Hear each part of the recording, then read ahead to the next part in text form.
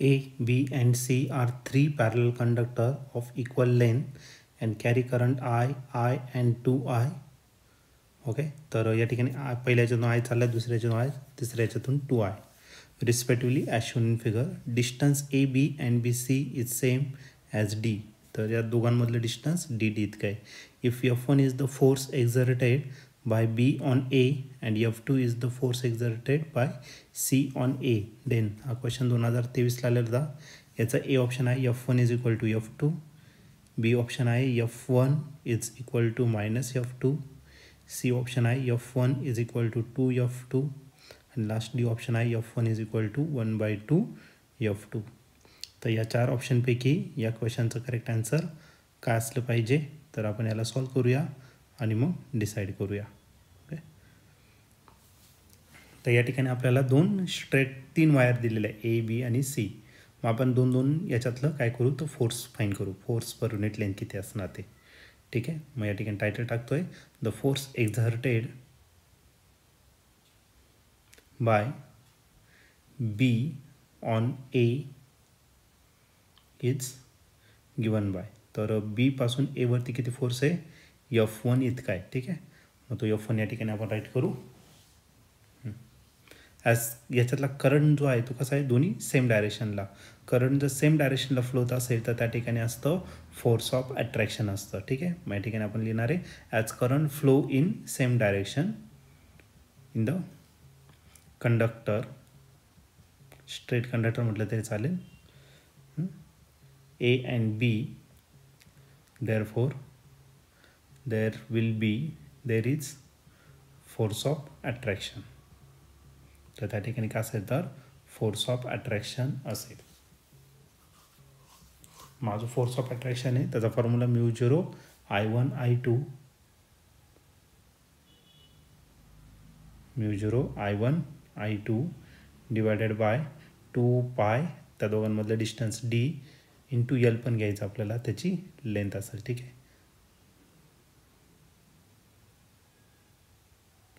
हे पण भेटेल तुम्हाला μ0 I1 आहे, I2 पण आहे, डिवायड बाय काय आला 2πd.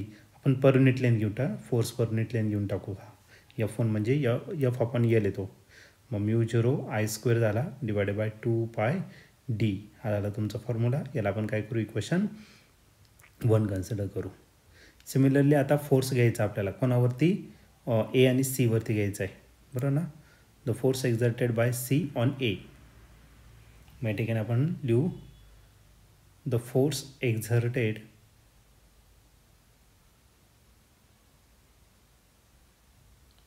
Bye C on A is given by. आता याच्यात जर करंट जर बघितलं ना, तर करंट सेम डायरेक्शनला नाही, करंट कसं आहे अपोजिट डायरेक्शनला. ओके, ए आणि सीचं घेतो आपण, तर एमध्ये चालला आहे अपवर्ड डायरेक्शन, बी सीमध्ये डाऊनवर्ड म्हणजे अपोजिट डायरेक्शनला आहे. आणि करंट जर अपोजिट डायरेक्शनला असेल तर त्या ठिकाणी असतं फोर्स ऑफ रिपल्शन. तर आपण या ठिकाणी डायरेक्ट फोर्स पर युनिट लेंथच घेणार. ठीक आहे, मग या ठिकाणी लिहिणार आपण ॲज करंट